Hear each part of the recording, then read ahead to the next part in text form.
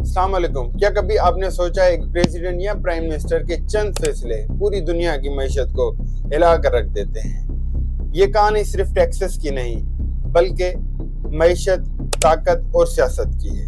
आज हम बात करेंगे डोनाल्ड ट्रंप की मशहूर टैरिफ्स की, जो एक तरफ अमेरिकी मईशत को मजबूत करने का दावा रखता है और दूसरी साइड पर इंटरनेशनल मार्केट को हिला कर रख देते हैं। दोस्तों, ये कहानी शुरू होती है 2017 के उन दिनों में, जब ट्रंप सदारत में आते ही अमेरिका फर्स्ट जैसी पॉलिसीज को मुतारिफ कराया।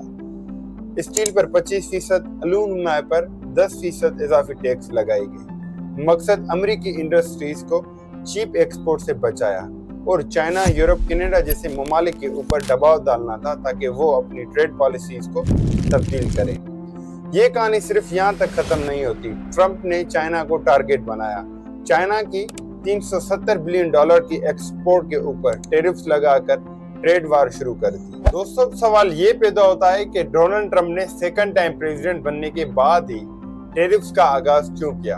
अप्रैल 2025 में ट्रंप ने रेसिप्रोकल टैरिफ्स और वर्ल्ड टैरिफ जैसी पॉलिसीज का आगाज किया, जिसमें 90 से ज्यादा कंट्रीज इंक्लूडेड थे।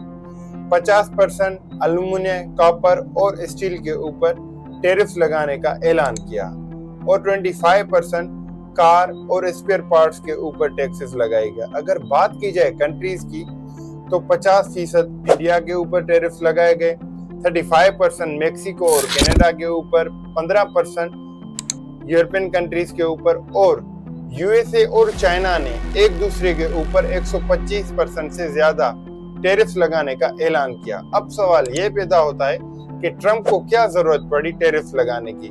माहिरीन कहते हैं कि अमेरिका को ट्रेड डेफिसिट कम करने के लिए ट्रंप ने टैरिफ्स का आगाज किया। अब सवाल ये पैदा होता है, क्या पाकिस्तान उन ममालिक में शामिल था?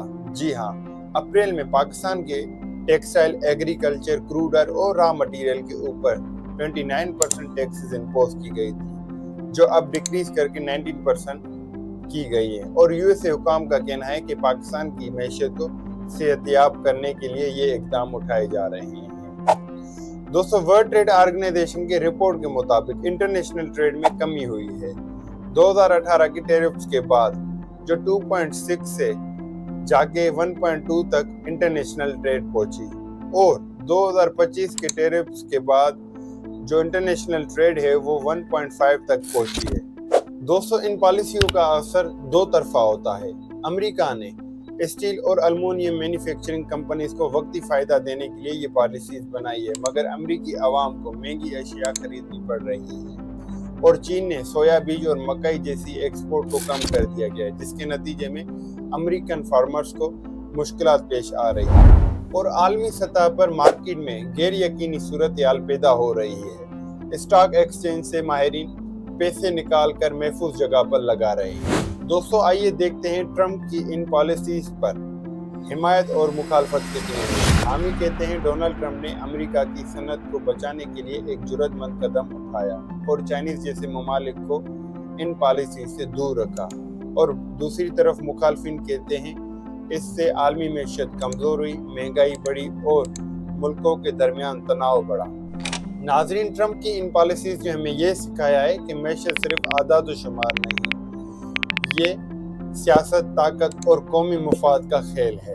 अब सवाल ये पैदा होता है कि आने वाले सालों में दुनिया एक नई तिजारती जंग की तरफ बढ़ रही है या आलमी मैशियत के ताउन के नए दौर का आगाज हो रहा है।